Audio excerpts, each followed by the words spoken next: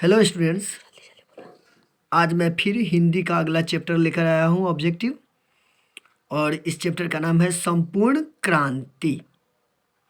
तो चलिए हम देखते हैं संपूर्ण क्रांति का ऑब्जेक्टिव।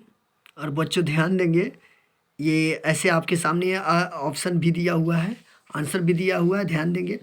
और इसको बार बार रिपीट करेंगे, आपके लिए सुविधा है और ऑब्जेक्टिव आपको याद करने में बहुत ही हेल्पफुल होगा। तो ध्यान दीजिए, किसने कहा था अभी न जाने कितने मीलों इस देश की जनता को जाना है?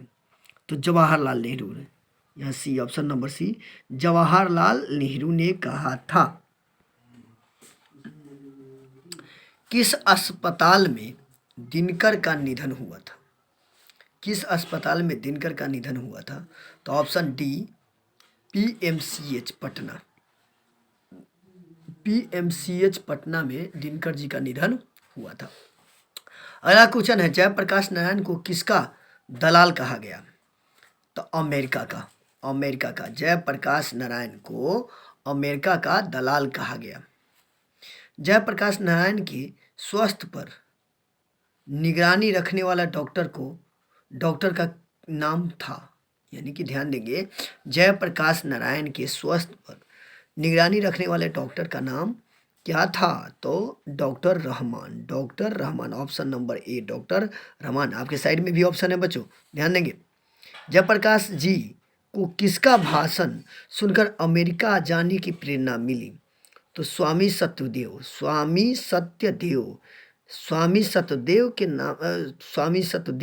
के भाषण सुनकर जयप्रकाश को अमेरिका जाने की प्रेरणा मिली।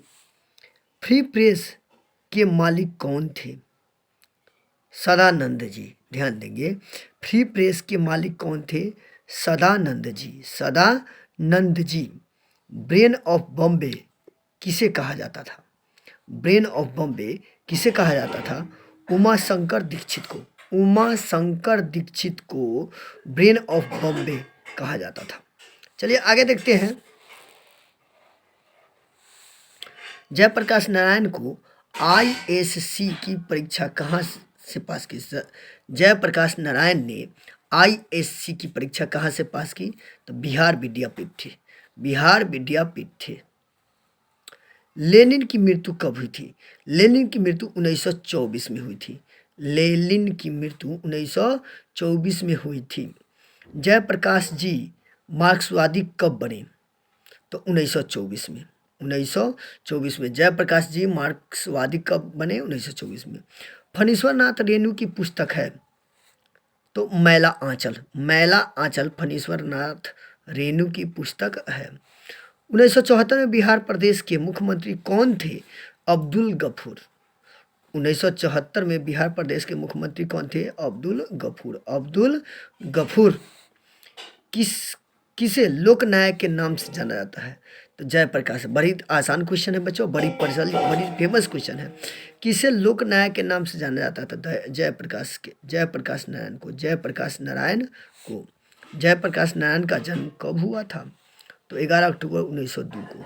जयप्रकाश नारायण का जन्म कब हुआ था? 11 अक्टूबर 1902 को। जयप्रकाश नारायण की पत्नी का नाम क्या था? तो प्रभावती देवी। जयप्रकाश नारायण की पत्नी का नाम प्रभावती देवी था।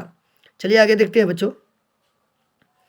प्रजा सोशलिस्ट पार्टी का गठन कब हुआ? प्रजा सोशलिस्ट पार्टी का गठन कब हुआ? तो 1952 ईस्वी में। 1952 में प्रजा सोशलिस्ट पार्टी का गठन कब हुआ? 1952 में। अगला है क्वेश्चन, जयप्रकाश नारायण को भारत रत्न की उपाधि दी गई तो कब दी गई? तो 1998 में। 1998 में। ध्यान देंगे बच्चों, जयप्रकाश नारायण को भारत रत्न की उपाधि दी गई थी कब? तो 1998 में। उर्वशी किसकी रचना है? तो रामधारी सिंह दिनकर की रचना उर्वशी है। रामधारी सिंह दिनकर की रचना उर्वशी है। अगला क्वेश्चन है, माटी की मूर्ति रचना किसकी है? माटी की मूर्ति तो राम वृक्ष बेनीपुरी जी की रचना है। माटी की मूर्ति राम वृक्ष बेनीपुरी जी की रचना है। दिनकर जी किस लिए प्रसिद्ध है? दिनकर जी किस लिए प्रसिद्ध है? तो साहित्यिक रचना के लिए दिनकर जी प्रसिद्ध है। साहित्यिक रचना के लिए दिनकर जी प्रसिद्ध है। जयप्रकाश नारायण को भारत की जनता किस नाम से याद करती है? जयप्रकाश नारायण को भारत की जनता लोकनायक के नाम से याद करती है। जयप्रकाश नारायण को भारत की जनता लोकनायक के नाम से याद करती है। जयप्रकाश नारायण ने संपूर्ण क्रांति वाला ऐतिहासिक भाषण कहाँ और कब दिया था? जयप्रकाश नारायण ने संपूर्ण क्रांति वाला ऐतिहासिक भाषण कहाँ और कब दिया था? तो पटना में 5 जून 1974 को। बच्चों ध्यान देंगे, यह ऑप्शन भी है आपके साथ में। पटना में 5 जून 1974 को।